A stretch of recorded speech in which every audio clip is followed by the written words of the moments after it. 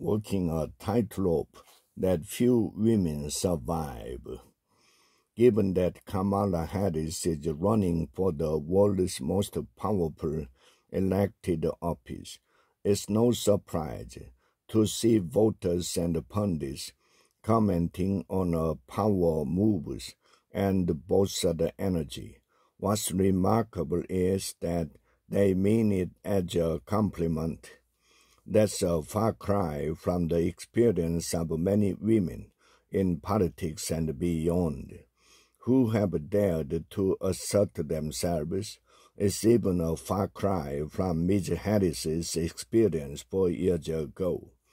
In the crowded Democratic presidential primary field of 2020, she and other female candidates were mostly criticized for lacking warmth.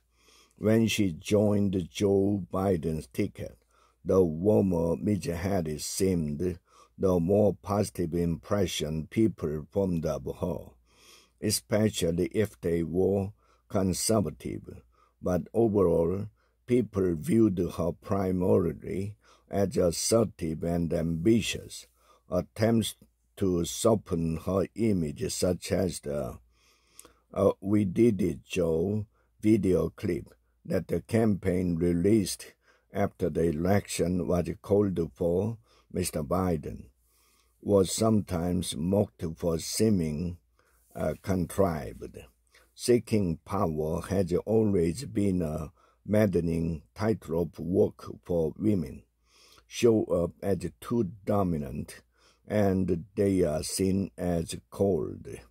Reveal too much of the vulnerability, or God forbid, cry, and they seem weak. Over time, Ms. Harris has figured out how to navigate these double standards, and the playbook may help other women do it too. One of the clearest markers of evolution as a candidate has been her ability to convey both strength and sympathy, and to do so in ways that come across as authentic. An early triumph came during the 2020 vice presidential debate, when Mike Pence had interrupted her. Ms. Harris didn't get flustered, and she didn't get steamrolled either. She stood firm and said, "I'm speaking." But then she softened that power move. Ms. Harris prefaced a strong interjection with a respectable honorific. "Mr. Vice President, I'm speaking." Next, she smiled warmly, tilted her head, and nodded. She tempered her statement with a polite tag question, "I'm speaking, Kay?" Psychologists find that this kind of adjustment can make strong language more palatable and more persuasive. With both verbal and nonverbal cues, Ms. Harris played up her warmth without compromising her toughness. 4 years later, "I'm speaking" is still a rallying cry among her supporters. Donald Trump even tried to cop off it during his recent debate with Ms. Harris. Now, in a second attempt at the Oval Office, Ms. Harris has continued to balance forcefulness with friendliness. Think about how she started that debate. She strutted across the stage, introduced herself, and shook her opponent's hand. That posted move was a way of unilaterally setting the terms of engagement. At the same time, she smiled, and the words were friendly and civil.